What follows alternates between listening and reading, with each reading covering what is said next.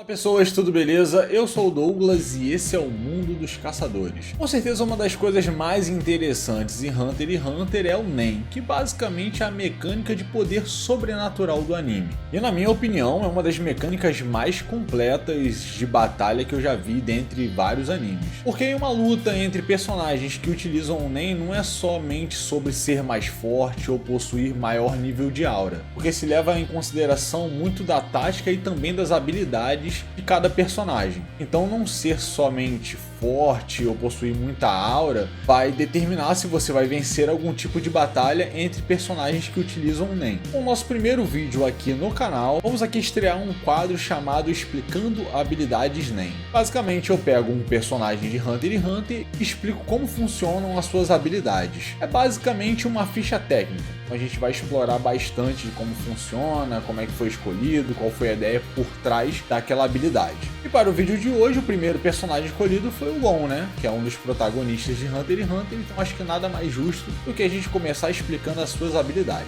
Antes de mais nada, só lembrar de você deixar o seu joinha nesse vídeo, que ajuda bastante, claro, se você gostar, e também inscreva-se no canal. Então vamos pro que interessa. Bom, o Gon Freaks é um dos protagonistas de Hunter x Hunter, e a sua aura é do tipo de reforço ou aprimoramento, que é em tese aquela aura mais focada na batalha, melhor utilizada para ataque, para defesa e poder de recuperação. O Hatsu do Gon é chamado de Janjanken, que ele utilizou a lógica por trás do jogo de pedra, papel e tesoura para criar a sua técnica. E com isso ele dividiu a sua habilidade em 3 tipos, utilizando 3 tipos de grupos diferentes de aura. A sua primeira técnica é o Jankengu, onde o Gon utiliza o Nen do tipo de reforço, e é por isso que essa é a sua principal técnica. Até mesmo porque para quem é um aprimorador, a melhor técnica seria aumentar o seu ataque. Então ele basicamente criou uma técnica baseada em força. E o interessante dessa habilidade é que ela utiliza técnicas básicas do Nen, e ela é basicamente um soco reforçado com o Nen. Ela é bem simples, para falar a verdade. Sendo mais específico aqui, o Gon utiliza Duko, que é uma técnica avançada do Nen, e que basicamente qualquer pessoa que manipula sua aura pode utilizar o Ko, então não teria nada de especial no Jankengu. Porém, existe uma grande diferença, e aqui é a cereja do bolo para determinar o quão essa habilidade é poderosa. Com certeza você já percebeu que toda vez que o Gon vai lançar um Jankengu, ele recita um monte de palavras, começando com pedra e tal, e ali a gente vê um aumento drástico na sua aura, que resulta em um aumento destrutivo de força por trás da técnica. E qual a lógica nisso? É que o Gon fez uma condição de quanto maior o risco, maior o poder. Durante a preparação do Jankengu, o Gon condensa sua aura em apenas um ponto, que é o seu punho. E nesse momento ele fica totalmente desprotegido. E basicamente, se uma pessoa conseguisse antecipar o ataque dele, poderia até vir a matá-lo, porque ele está basicamente desprotegido, já sua aura está condensada em um ponto só. E com essa condição, existe um acréscimo bizarro e poder muito grande que o Gon ganha, colocando a sua vida em risco durante um Jankengu. E foi uma ideia bastante interessante por parte do Gon para poder compensar a simplicidade da sua técnica. A sua segunda habilidade é o Jankenpa, que seria fundamentado no papel, né? A gente tá falando de pedra, papel e tesoura. Antes foi a pedra, que é o Jankengu, e agora a Jankenpa é a ideia do papel. E ela tem a mesma lógica do Jankengu.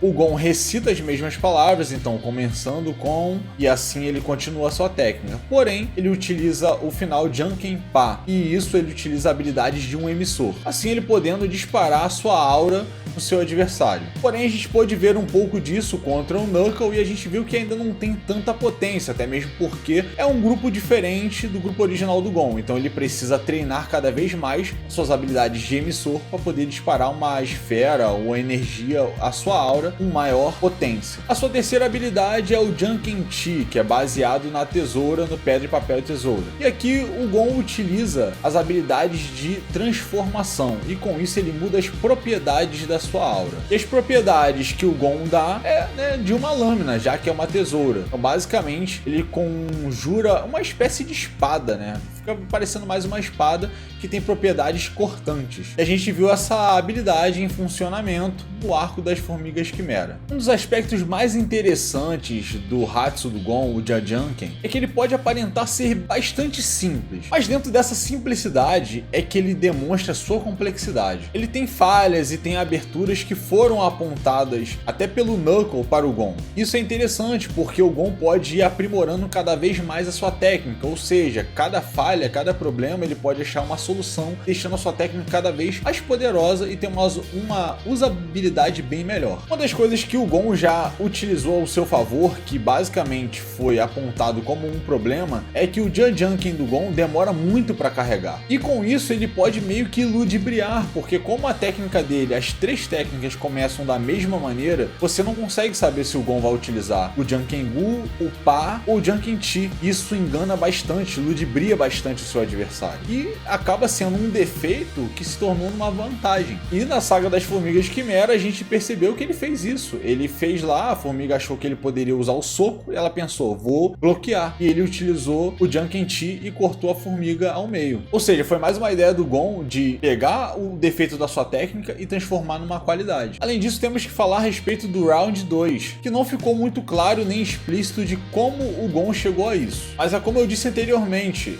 eu acredito que o Round 2 foi uma percepção do Gon. Ele viu que daria para encaixar mais alguma coisa na sua técnica e ele encaixou, foi basicamente isso. Mas então como é que funciona o Round 2? Como eu disse anteriormente para vocês, o Janjanken é baseado no Jankenpo, no pedra, papel e tesoura. Nesse jogo, quando a gente tem um empate com pedra, tesoura com tesoura, papel com papel, a gente automaticamente reinicia uma nova rodada jogando novamente. Então se deu tesoura com tesoura, vai mais uma vez pedra com pedra e assim sucessivamente até alguém perder. E no Japão, quando dá um empate, eles falam Aiko Desho, que é basicamente deu empate, né? Então a gente entende como o quê? Vamos novamente, até sair um vencedor. E com isso se inicia uma nova rodada. E aí o que o Gon fez? Já que a técnica dele é baseada no pedra, papel e tesoura, foi isso que ele trouxe para a habilidade dele. Então quando o Gon utiliza um Janjanken, ele pode automaticamente lançar outro Janjanken em seguida. E é basicamente instantâneo, então ele não precisa fazer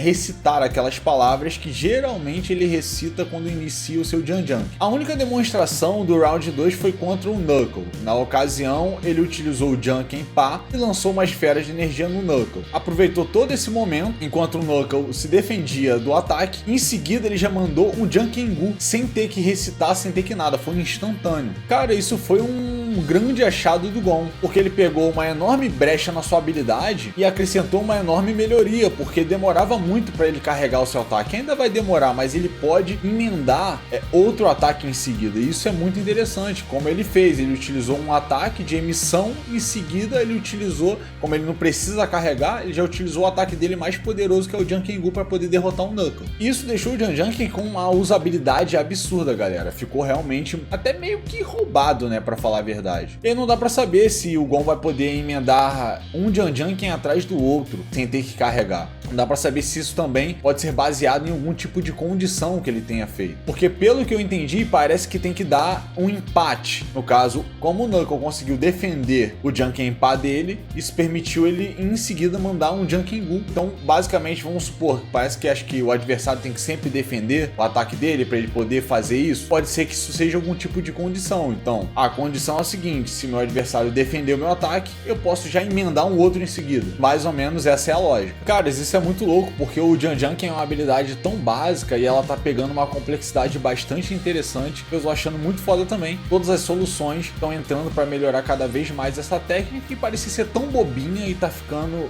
bem interessante. Então galera, eu vou ficando por aqui. Eu espero que você realmente tenha curtido o vídeo. Se você acha que faltou alguma coisa, pode deixar nos comentários aqui embaixo, que eu vou ler com o maior prazer o seu comentário. E eu espero que a gente se veja mais uma vez aqui no Mundo dos Caçadores. Valeu!